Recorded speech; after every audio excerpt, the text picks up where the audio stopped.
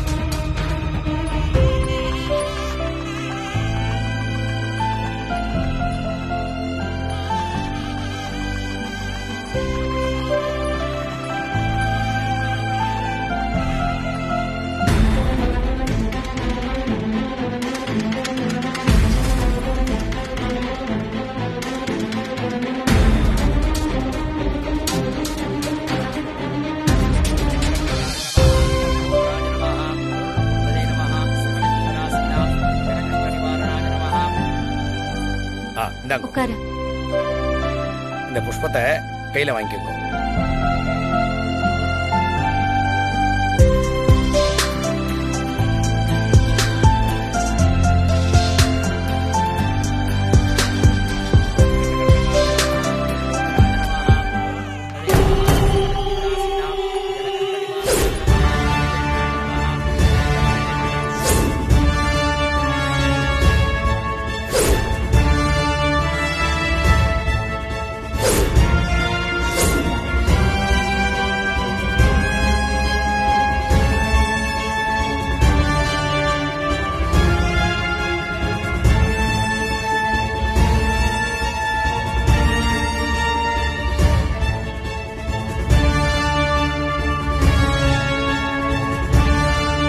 என்ன புது பொண்ணு, ஏன் நர்வஸா இருக்க?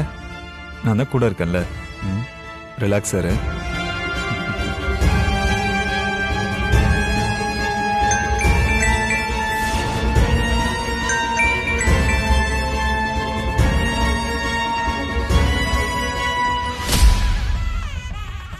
எதுக்காக இவ்வளோ நர்வஸா இருக்கா?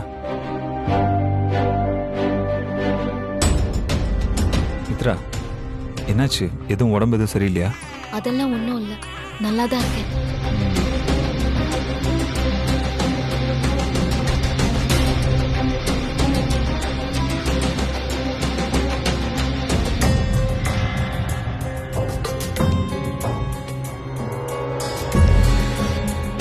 ஓ, இந்த போலீஸ் போபியா தான் மித்ராவோட ஷிவரிங் காரணமா? மித்ரா, இந்த போலீஸ்காரங்க அக்யூஸ் பிடிக்கிறதுக்காக இங்க வரல. நம்ம ரெண்டு பேரையுமே ஆசீர்வாதம் பண்றதுக்காக வந்திருக்காங்க. உன்னோட நடுக்கத்தை இந்த நெருப்புல தூக்கி போட்டுட்டு ரிலாக்ஸா இரு.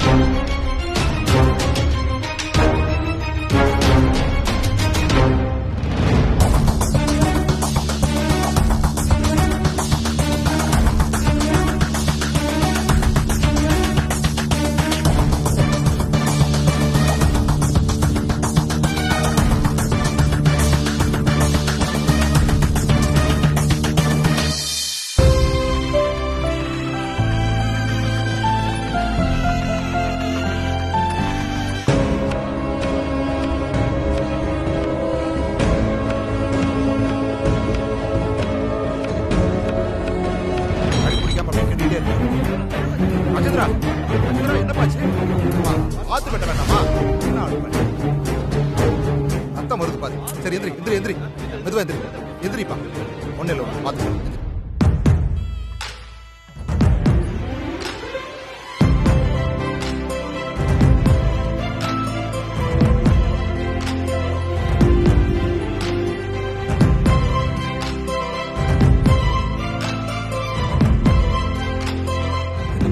போலீஸ் போயிட்டாங்களே, பயம் போயிடுச்சா இல்லையா?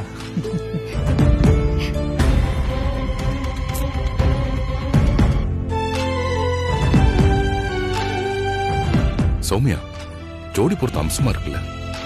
அப்போ என் பொண்ணு தாரா அழகில்லைன்னு சொல்றீங்களா? ஏய், நான் அப்படி சொல்லலம்மா. தாராவோட அழக கம்பேர் பண்ற அளவுக்கு வினய் ஒன்னும் அவ்வளவு அழகு இல்ல. வினய் மித்ராவும் சுமாரா இருக்கிறதால பொருத்தமா இருக்கேன்னு சொன்னேன். This number is currently switched off. Please try again later.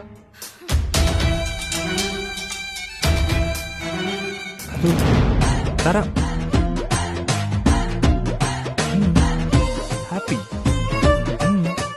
சீப்பா.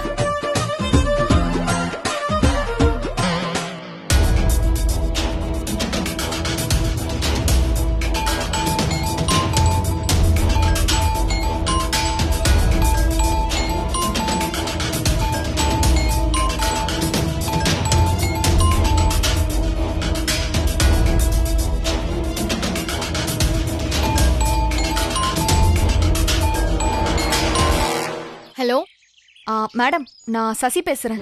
சொல்லு சசி. அஸ்வின் காண்டாக்ட் பண்ணானா? ஏன் அவன் நம்பர் ஸ்விட்ச் ஆஃப்ல இருக்கு? அதை சொல்றதுக்கு தான் மேடம் நான் இப்ப கால் பண்ணேன். சொல்லு, எங்க இருக்கான் அவன்? அந்த இடியட் ஸ்விட்ச் ஆஃப் பண்ணதுனால எனக்கு இங்க பயங்கர டென்ஷன் ஆயிடுச்சு. மேடம், அவனை திட்டாதீங்க மேடம். அவன் ஆக்சிடென்ட் ஆகி ஹாஸ்பிட்டல்ல அட்மிட் ஆயிருக்கான். என்ன சொல்ற சசி? என்னாச்சு அவனுக்கு? மித்ரா வீட்டு அட்ரஸ் கிடைச்சிருச்சு. அவ வீட்டுக்கு தான் போயிட்டு இருக்கேன்னு எனக்கு ஃபோன் பண்ணி சொன்னா மேடம். இடையில என்ன நடந்துச்சுன்னு எனக்கு தெரியல. ஹாஸ்பிட்டல்ல இருந்து அஸ்வின் வீட்டுக்கு ஃபோன் பண்ணி அஸ்வினுக்கு ஆக்சிடென்ட்னு சொல்லிருக்காங்க மேடம். சரி, அஸ்வின் உன்கிட்ட பேசினானா? மித்ரா வீட்டை கண்டுபிடிச்சிட்டானாமா? இல்ல மேடம், இப்ப வரைக்கும் அஸ்வின் அன்கான்ஷியஸ்ல தான் இருக்கான். அவனுக்கு மயக்கம் தெளிய இன்னும் 1 hour ஆகும். அதுக்கப்புறம் தான் எதா இருந்தாலும் சொல்ல முடியும்னு டாக்டர் சொல்றாங்க. ஓ மை காட், இப்ப என்ன பண்றது? இன்னும் கொஞ்ச நேரத்துல அந்த வினய் மித்ரா கழுத்துல தாலி கட்டிடுவான்.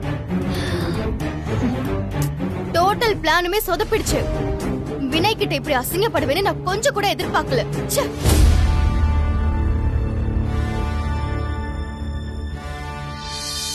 பொண்ணு மாப்பிள்ள 2 பேரும் மாலையை மாத்திக்குங்க.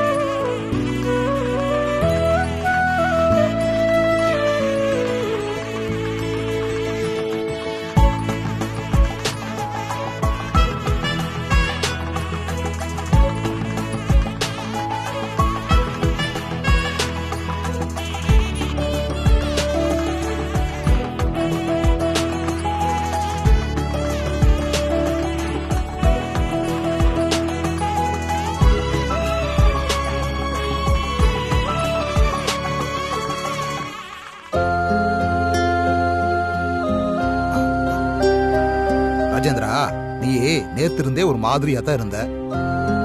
அப்பவே நினைச்சேன் உனக்கு ஏதாவது ஆக போகுதுன்னு. பாத்தியா, இப்ப அதே மாதிரி ஆயிப்போச்சு.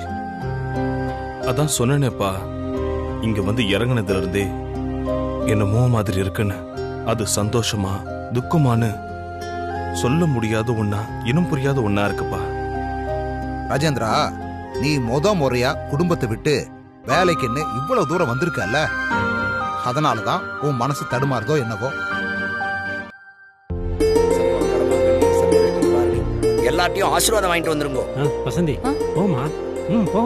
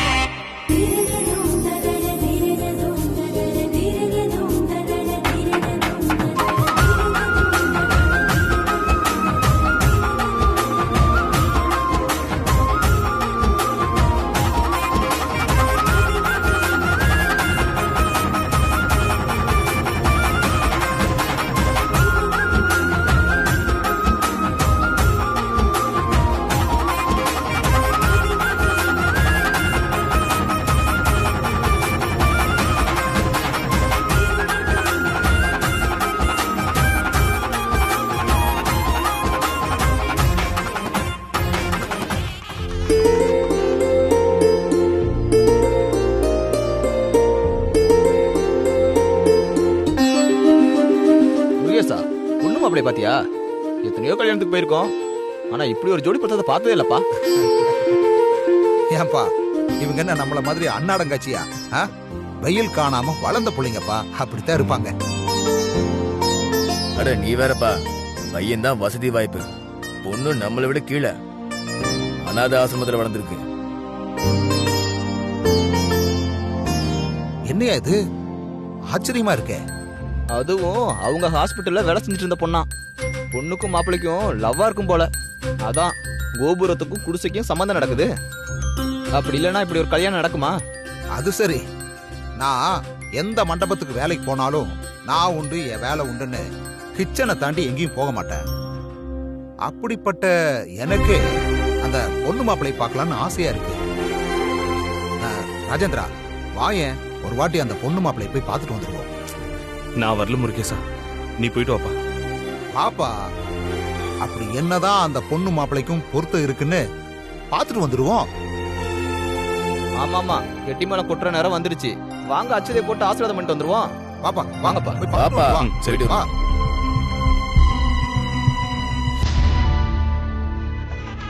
கெட்டி மேளம் சகலவாத்தியம்.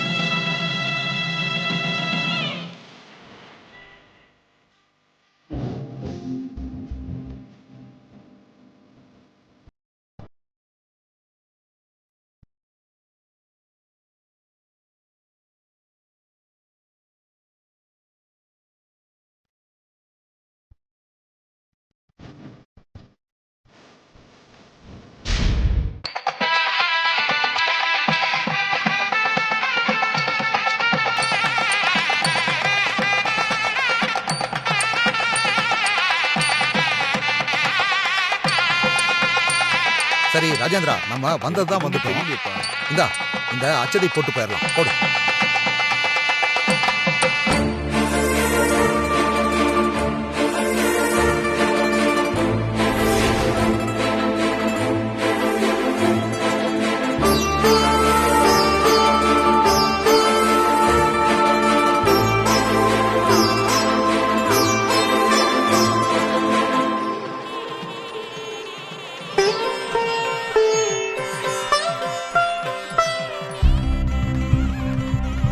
என்னப்பா பொண்ணு மாப்பிள்ள முகத்தையே பார்க்க முடியும்? ஆமாப்பா, இது பெரிய வீட்டு கல்யாணம் இல்ல, அதான் நிறைய பேர் வந்திருக்காங்க, கூட்டமாவும் இருக்கு. எப்படி பாக்குறது? சரி, பந்திக்கு நேரமாச்சு, வேலை இருக்கு, பாப்பலாம்.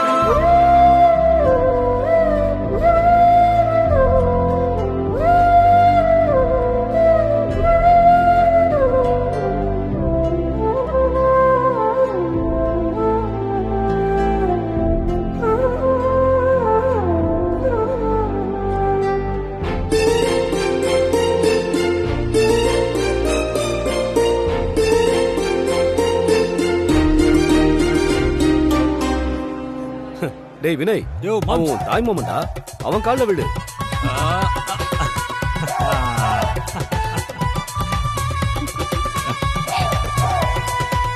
யோ காமெடி மாம்சு, உனக்கு நான் எத்தனை தடவை சொல்லியிருக்கேன் இந்த சென்டிமெண்ட்லாம் உனக்கு செட்டே ஆகாதுன்னு. யோ கண்ணதோடைய முதல்ல சும்மா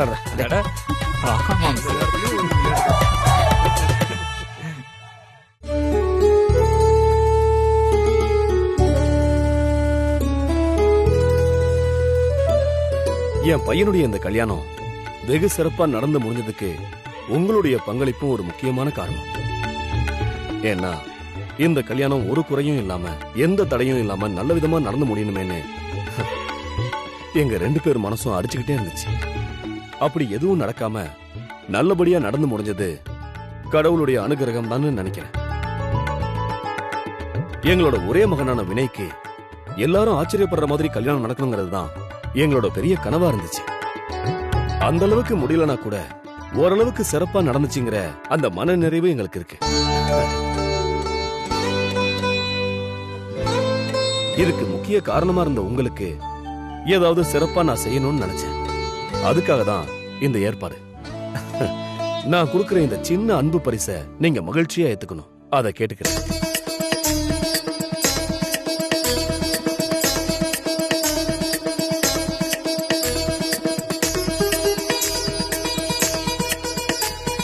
நன்றிங்க சார். ஏப்பா ஒவ்வொரு ஆளா போய் வாங்கிக்கோங்க.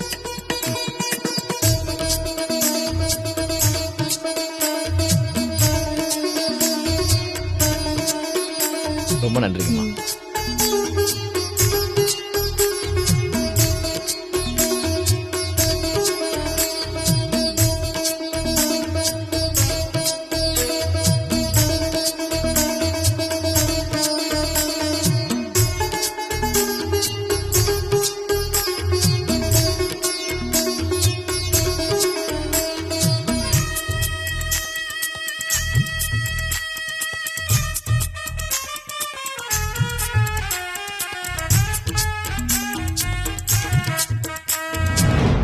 ஏங்க, பணம் இருக்குங்கிறதுக்காக இப்படி அவ்வாறு இறைக்கிறது? ஆடம்பரம் பண்ணாலும் அதுக்குன்னு ஒரு அளவு வேண்டாம்? இவங்க என்ன 1000 காலத்து பயிரா அப்படியே அள்ளி அள்ளி கொடுக்கறதுக்கு? இன்னும் 6 மாசத்துல புருஷனையும் இழக்க போறா, அவளுக்கு போய் இவ்ளோ பண்றாங்க. முதல்ல வாய கழுவி. உன் வாயிலிருந்து நல்ல வார்த்தை வருதா பாரு. நடக்க போற உண்மைய சொன்னா உடனே வந்துருவீங்களே. இங்க பாரு வசந்தி, நமக்கு ஒரு பொண்ணு இருக்காங்கறத ஞாபகத்துல வச்சுக்க. ரொம்ப நன்றி. வணக்கங்க. வாங்க. ரொம்ப நன்றிங்க. நல்லது. வாங்க. எல்லாரும் வாங்கிட்டாங்களா? ஒரே ஒரு நிமிஷம் சார்.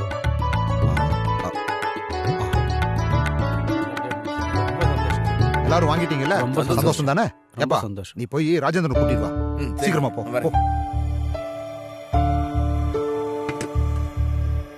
ராஜேந்திரா வா, கல்யாணத்துல வேலை பார்த்தவங்களுக்கு கிஃப்ட் கொடுத்துட்டு இருக்காங்க. அட எனக்கு வேணாம், நீ போய் வாங்கிக்கப்பா. வாப்பா. சரி நீ போ, வர. வா.